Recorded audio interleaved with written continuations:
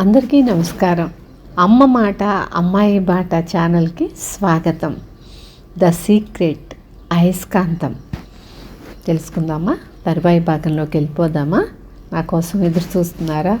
Thank you. Charles హానెల్ మనలో చాలామందికి నేర్పింది ఏమిటంటే మనం మనల్ని అందరికన్నా ఆకర్ణ ఉంచుకోమని, అందువల్ల మనం అర్హత లేని వాళ్ళమనే, తగిన వాళ్ళం కామనే భావాల వైపుకు ఆకర్షింపబడ్డాం. అటువంటి భావాలు మనలో బాగా నాటుకున్నాక జీవితంలో మరింత పనికిమాలిన వాళ్ళమని, అర్హత లేని వాళ్ళమని అనిపించే పరిస్థితులను మన వైపుకు ఆకర్షించుకోవటం మొదలుపెట్టాము. మీరు అలా ఆలోచించటం మానాలి. కొందరికి తమని తాము విపరీతంగా ప్రేమించుకోవటం స్వార్థంలా కనిపిస్తుందనటంలో సందేహం లేదు. అది కఠినంగానూ నిర్దయగానూ తోస్తుంది. అయినప్పటికీ ఈ విషయాన్ని మరో కోణం నుంచి చూసినప్పుడు, మొదటి స్థానంలో ఉన్నదాని కోసం చూస్తున్నప్పుడు, అంటే అనంతం ఆదేశించినప్పుడు, అది నిజంగా ద్వితీయ స్థానం కోసం సిద్ధపడటం. అది నిజంగా ద్వితీయ స్థానంలో ఉన్న వ్యక్తికి శాశ్వతంగా ప్రయోజనం చేకూర్చడానికున్న ఒకే ఒక దారి. ప్రెంటిస్ మల్ఫోర్డ్ అసలు మిమ్మల్ని మీరు ముందు నింపుకోకపోతే ఇంకొకరికి ఇవ్వటానికి మీ దగ్గర ఏమీ ఉండదు. అందుకని మీ గురించి మీరు ముందుగా ఆలోచించుకోవటం తప్పనిసరి. మీ ఆనందం గురించి ముందు ప్రయత్నం చేయండి. మీకు బాగుండే పని చేయండి. అప్పుడు మీరు అందరికీ ఆనందాన్ని పంచి ఇవ్వగలుగుతారు. మీ జీవితంలోని ప్రతి చిన్న పిల్లకి, పిల్లవాడికి, ప్రతి వ్యక్తికి మీరు ఒక గొప్ప ఉదాహరణగా నిలుస్తారు.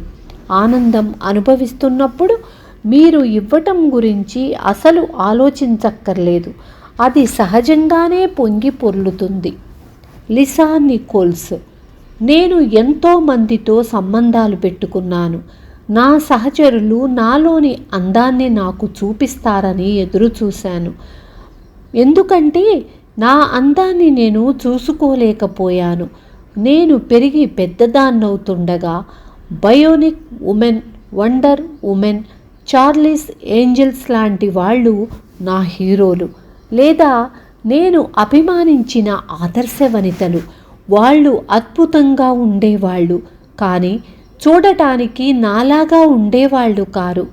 నేను నాతోనే ప్రేమలో పడే వరకు నా శ్యామవర్ణం చర్మంతోనూ, నా నిండైన పెదవులతోనూ, గుండ్రటి పిరుదులతోనూ, నా నల్లటి నొక్కుల జుత్తుతోనూ నేను ప్రేమలో పడ్డాను. అలా జరిగేదాకా మిగతా ప్రపంచం నాతో ప్రేమలో పడలేకపోయింది. మిమ్మల్ని మీరు ప్రేమించుకోవటం ఎందుకు అవసరమంటే, అలా చెయ్యకపోతే మీ గురించి మీకు బాగా అనిపించదు. మీ గురించి మీకు మంచి అభిప్రాయం లేకపోతే విశ్వం మీకోసమని సమకూర్చి పెట్టిన ప్రేమను, మంచిని మీరు అడ్డుకుంటున్నారని అర్థం. మీ గురించి మీకు చెడ్డగా అనిపిస్తే మీ ప్రాణాలను మీరు తోడేస్తున్నట్లే లెక్క. ఎందుకంటే మీలోని మంచి అనే విషయాన్ని, ఆరోగ్యం, సంపద, ప్రేమ, ఆనందం బాగా అనిపించటం అనే ఫ్రీక్వెన్సీలోనే ఉంటాయి. అంతులేని శక్తి ఉన్నట్లు అనిపించటం, ఆరోగ్యంగా సుఖంగా ఉన్నానన్న అద్భుతమైన భావన కలుగుతుంది. మీ గురించి మీకు మంచిగా అనిపించకపోతే, మీ గురించి మీకు బాగా అనిపించకుండా చేసే మరింత మందిని, పరిస్థితులను కల్పించే ఫ్రీక్వెన్సీలో మీరు ఉన్నట్లే. మీరు మీ ధ్యాసను మళ్లించి మీలో ఉన్న అద్భుతమైన గుణాలన్నింటి గురించి ఆలోచించాలి. మీలో ఉండే అనుకూలమైన విషయాల గురించి ఆలోచించండి.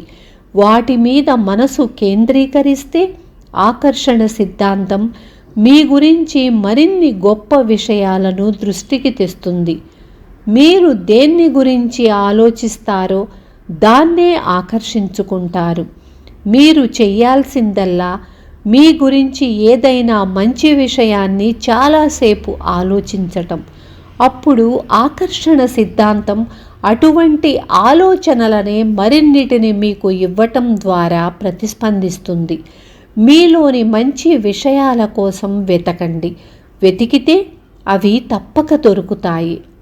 బాబ్ ఫ్రాక్టర్: మీలో ఏదో అద్భుతమైన విశేషం ఉంది. నన్ను నేను గత 44 ఏళ్లుగా అధ్యయనం చేసుకుంటున్నాను. ఒక్కోసారి నన్ను నేను ముద్దు పెట్టుకోవాలనిపిస్తుంది. ఎందుకంటే మన మీద మనకు అంత ప్రేమ పుట్టుకొస్తుంది. నేను ఆత్మస్థుతి గురించి చెప్పటం లేదు. మీ మీద మీకు ఆరోగ్యకరమైన గౌరవం ఉండటం గురించి మాట్లాడుతున్నాను. అలాగే మిమ్మల్ని మీరు ప్రేమించుకుంటే ఇతరులను కూడా సహజంగానే ప్రేమించటం మొదలు పెడతారు.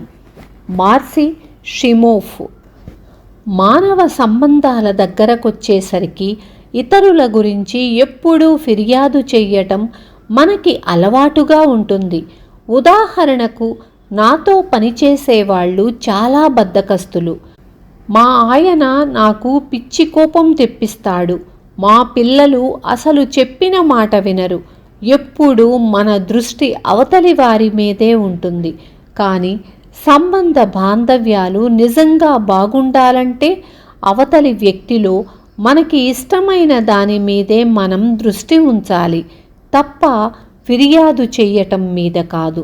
అలా మనం ఫిర్యాదు చేస్తున్న కొద్దీ అవే మనకు ఎక్కువగా దొరుకుతాయి. నిజంగానే మీకు ఒక వ్యక్తితో సంబంధం చాలా కష్టమనిపించినా ఏవీ సవ్యంగా జరగటం లేదు. మీకు ఆ మనిషితో పొసగటం లేదు. ఆ వ్యక్తి మీ మీద అధికారం చెలాయిస్తున్నాడు. అయినా మీరు ఆ సంబంధాన్ని మంచిగా ఉండేటట్టు మార్చుకోవచ్చు అనిపించినా ఒక కాగితం తీసుకోండి. 30 రోజుల పాటు ఆ వ్యక్తిలో మీకు నచ్చని వాటిని రాసిపెట్టుకోండి.